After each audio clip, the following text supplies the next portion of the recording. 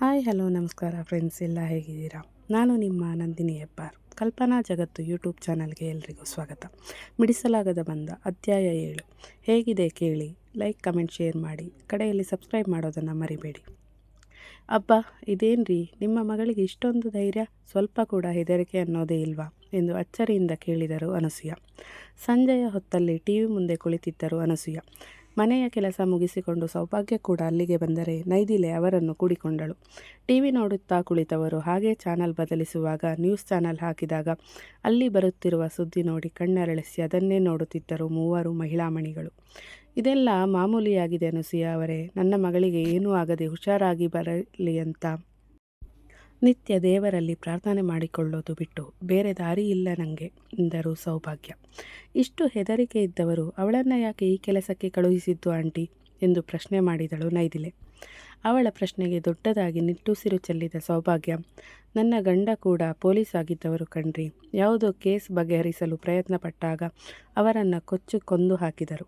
ಆ ವಿಷಯ ಕೇಳಿ ನನ್ನ ಮಗಳು 3 ದಿನ ಪ್ರಜ್ಞೆ ಇಲ್ಲದೆ ಮಲಗಿದ್ದಳು.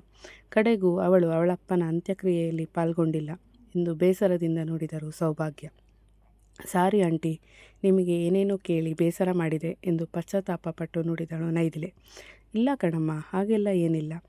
ಒಂದೇ ಜೋಕಿಗೆ ನಾವೇನು ನಿತ್ಯ ನಗ್ತೀವಾ? ಇಲ್ಲ ತಾನೆ. ಅಂದಮೇಲೆ ನಿತ್ಯವೂ ಒಂದೇ ದುಃಖಕ್ಕೆ ಅಳೋಕೆ ಆಗುತ್ತಾ ಹೇಳಿ ಎಂದು ನಗುತ್ತಾ ಹೇಳಿದರು ಸೌಭಾಗ್ಯ. ಅವರ ಮಾತಿಗೆ ಮತ್ತಷ್ಟು ಅಚ್ಚರಿಯಾಗಿತ್ತು ತಾಯಿ ಮಗಳಿಗೆ.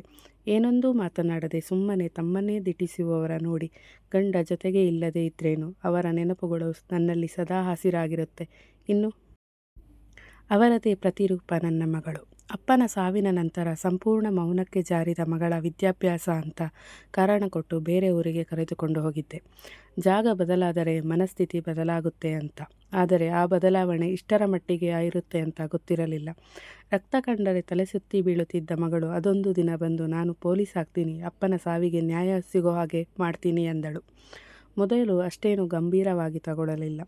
ಆದರೆ ಮಗಳ ಮಾತು ಸತ್ಯ ಎನ್ನುವ ಅರಿವಾಗಿದ್ದು ಪರೀಕ್ಷೆ ಪಾಸ್ ಮಾಡಿದಾಗಲೇ. ಹೇಳಿದ ಮಾತಿನ ಪ್ರಕಾರ ಅಪ್ಪನ ಸಾವಿಗೆ ಪ್ರತೀಕಾರ ತೀರಿಸಿಕೊಂಡಳು. ತನ್ನಪ್ಪನ ಹೇಗೆ ನಡು ರಸ್ತೆಯಲ್ಲಿ ಕೊಚ್ಚಿ ಕೊಂದರೋ ಹಾಗೆ ಅವರನ್ನು ಕೂಡ ಅದೇ ರಸ್ತೆಯಲ್ಲಿ ಎನ್ಕೌಂಟರ್ ಮಾಡಿದಳು ಎಂದು ಮಗಳ ಗುಣಗಾನ ಮಾಡಿದರು ಸೌಭಾಗ್ಯ. ಇಂತಹ ಮಕ್ಕಳು ಹುಟ್ಟೋದಕ್ಕೆ ಪುಣ್ಯ ಮಾಡಿರಬೇಕು ಕಣಮ್ಮ.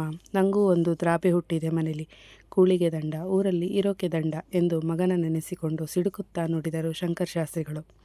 ರೀ, ನೀವು ಯಾವಾಗ ಬಂದ್ರಿ ಎಂದು ಕೇಳಿದರು ಅನಸೂಯ ಬೇಗನೆ ಬಂದ ಗಂಡನ ನೋಡಿ. ಇವರು ತಮ್ಮ ಮಗಳ ಬಗ್ಗೆ ಗರ್ವದಿಂದ ಹೇಳಿಕೊಳ್ಳುವಾಗಲೇ ಬಂದಿದ್ದೆ, ಎಲ್ಲ ಕೇಳಿಸಿಕೊಂಡೆ. ಅದೆಷ್ಟು ಹೆಮ್ಮೆ ನೋಡು ಅವರಿಗೆ ಮಗಳ ಬಗ್ಗೆ. ಅದೇ ನನಗೆ ನನ್ನ ಮಗನ ಬಗ್ಗೆ ಯಾರಾದರೂ ಕೇಳಿದರೆ ಸಾಕು, ತಲೆ ತಾನಾಗಿಯೇ ತಗ್ಗಿಬಿಡುತ್ತೆ ಎಂದರು ಶಂಕರಶಾಸ್ತ್ರಿಗಳು. ನನ್ನಪ್ಪ ಕೂಡ ಅವರಪ್ಪನ ಹಾಗೆ ಪೊಲೀಸ್ ಆಗಿದ್ದರೆ, ಅವರು ಕೂಡ ರೌಡಿಗಳ ಕೈನಿಂದ ಸತ್ತಿದ್ರೆ ಬಹುಶಃ ನಾನು ಕೂಡ ಸೇಡು ಅಂತೇಳಿ ಪೊಲೀಸ್ ಆಗ್ತಿದ್ದೆ ಅನಿಸುತ್ತೆ ಎನ್ನುತ್ತಾ ಬಂದ ನರಸಿಂಹ ಪುಟಾಣಿ ಸ್ವಪ್ನವನ್ನು ಕರೆದುಕೊಂಡು. ನೋಡು ಹೇಗೆ ಮಾತಾಡ್ತಾನೆ ನಿನ್ನ ಮಗ ಅಂತೇಳಿ. ಬದುಕಿರೋ ಅಪ್ಪನನ್ನೇ ಸತ್ತೋಗು ಅನ್ನುವಂಥ ಮಗನಿಗೆ ಜನ್ಮ ಕೊಟ್ಟಿದೀಯಾ ಎಂದರು ಶಂಕರಶಾಸ್ತ್ರಿಗಳು ಮಗನನ್ನೇ ದುರುಗುಟ್ಟಿ ನೋಡಿ. ಜನ್ಮ ಕೊಟ್ಟಿರೋದು ಅಮ್ಮನೇ, ಆದರೆ ಅದಕ್ಕೆ ಕಾರಣ ನೀವೇ ತಾನೆ ಎಂದು ಕೇಳುತ್ತಾ ಆರಾಮಾಗಿ ಸೋಫಾದ ಮೇಲೆ ಕೂರುತ್ತಾ ಹೇಳಿದ ನರಸಿಂಹ. ನೋಡು ನಿನ್ನ ಮಗನ ಬಾಯಲ್ಲಿ ಎಂತೆಂಥ ಮಾತು ಬರುತ್ತೆ ಅಪ್ಪನ ಬಗ್ಗೆ ಎಂದು ಮಗನ ದುರುಗಟ್ಟಿ ನೋಡಿ ಹೇಳಿದರು ಶಂಕರಶಾಸ್ತ್ರಿಗಳು. ಅಯ್ಯೋ ಸಾಕು, ನಿಮ್ಮ ರಗಳೆ ನಿಲ್ಲಿಸಿ, ನನಗೆ ಹಸಿವಾಗ್ತಿದೆ ಎಂದು ಒಮ್ಮೆಲೆ ಚೀರಿದಳು ಚೋಟ್ ಮೆಣಸಿನಕಾಯಿ ಸ್ವಪ್ನ. ಏಯ್ ಡ್ರಾಮೆಬಾಸ್, ನನಗೆ ನಿನ್ನ ಬಗ್ಗೆ ಗೊತ್ತಿಲ್ಲ ಅಂತ ಅಂದ್ಕೊಂಡಿದ್ಯಾ? ಸ್ವಲ್ಪ ನಿನ್ನ ಮಾಮನ ಬಗ್ಗೆ ಮಾತಾಡಿದರೆ ನಿನಗೆ ಇಲ್ಲದ ಹಸಿವು, ನಿದ್ದೆ ಎಲ್ಲ ಶುರುವಾಗುತ್ತೆ ಅಲ್ವಾ ಎಂದು ಮಗಳ ನಾಟಕ ಕಂಡುಹಿಡಿದು ಕೇಳಿದಳು ನೈದಿಲೆ.